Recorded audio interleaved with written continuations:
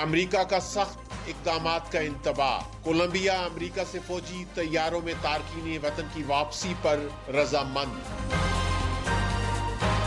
امریکہ کا طالبان رہنماؤں کے سروں پر انعام رکھنے کا انتباہ۔ مارشل لا لگانے کی ناکام کوشش۔ جنوبی کوریا کے معطل صدر کے خلاف فرد جرم عائد۔ وائس آف امریکہ واشنگٹن سے اہم خبروں کے ساتھ محمد جلیل۔ کولمبیا نے امریکہ بدر ہونے والے تارکین وطن کو قبول کرنے کی رضامندی ظاہر کی ہے، جس کے بعد امریکہ نے کولمبیا پر پابندیاں اور ٹیرف عائد کرنے کا فیصلہ روک دیا ہے۔ اس سے قبل کولمبیا کے صدر نے تارکین وطن کو قبول کرنے سے انکار کر دیا تھا۔ انہوں نے امریکی فوجی طیاروں کی پرواز اس وقت تک روک دی تھی جب تک تارکین وطن کو باوقار طریقے سے نہیں بھیجا جاتا، جس کے بعد صدر ٹرمپ نے کولمبیا کے خلاف 25% ٹیرف اور ویزا کی پابندیوں سمیت کئی دیگر سخت اقدامات کی دھمکی دی تھی۔ یہ وائس آف امریکہ واشنگٹن ہے۔ امریکہ کے وزیر خارجہ مارکو روبیو نے خبردار کیا ہے کہ اگر افغان طالبان کی تعویل میں مزید امریکی شہری ہوئے تو امریکہ ان کی اعلیٰ قیادت کے سروں کی قیمت مقرر کرے گا۔ وزیر خارجہ مارکو روبیو نے سوشل میڈیا پر ایک بیان میں کہا کہ سننے میں آیا ہے کہ طالبان کے پاس مزید امریکی یرغمال ہیں۔ انہوں نے کہا کہ اگر ان کے بقول یہ سچ ہے تو ہم فوری طور پر ان کے رہنماؤں پر بڑے انعام کا اعلان کریں گے، جو ممکنہ طور پر اس سے بھی زیادہ ہوگا جس کا اعلان ہم نے بن لادن کے لیے کیا تھا۔ امریکہ کے وزیر خارجہ کا یہ بیان ایسے وقت میں آیا ہے جب کچھ روز قبل افغان طالبان حکومت اور امریکہ کے درمیان قیدیوں کا تبادلہ ہوا ہے۔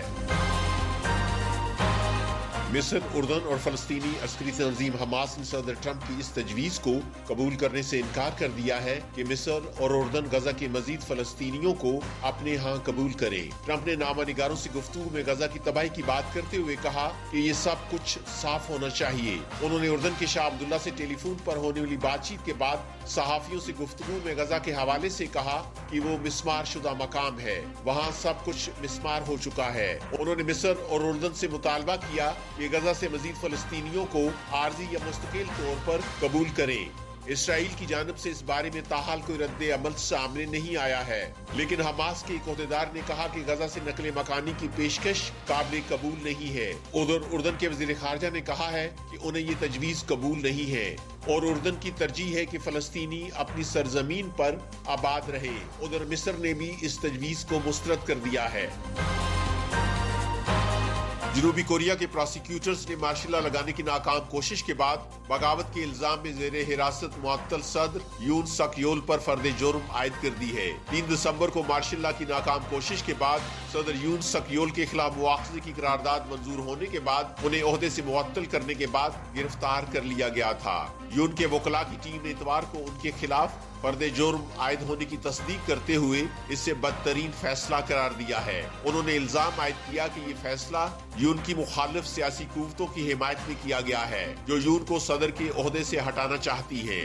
ادھر ملک کی اپوزیشن جماعتوں نے اس فیصلے کا خیر مقدم کیا ہے۔ اگر آئینی عدالت صدر یون کے خلاف مواخذے کی قرارداد کو بحال رکھتی ہے تو انہیں عہدے سے برطرف کر دیا جائے گا۔ جنوبی لبنان میں اسرائیلی فورسز کے انخلاء کا مطالبہ کرنے والے مظاہرین پر اسرائیلی فورسز کی فائرنگ سے 22 افراد ہلاک اور 124 زخمی ہو گئے ہیں۔ اس واقعے کے بعد وائٹ ہاؤس نے کہا کہ اسرائیل اور لبنان نے جنوبی لبنان سے اسرائیلی فوجیوں کے انخلاء کی مدت میں 18 فروری تک توسیع کرنے پر اتفاق کیا ہے۔ اسرائیل نے جنگ بندی میں طے ہونے والی 60 دن کی مدت میں اضافہ کرنے کی درخواست کی تھی تاکہ لبنان کی فوج کو جنوبی علاقوں میں تعینات کیا جا سکے، تاکہ عسکری تنظیم حزب اللہ وہاں دوبارہ منظم نہ ہو سکے۔ اسرائیل کی طرف سے اس بارے میں کوئی بیان سامنے نہیں آیا ہے، لیکن لبنان کے نگران وزیر اعظم نجیب میقاتی نے انخلاء کی مدت میں توسیع کی تصدیق کی ہے۔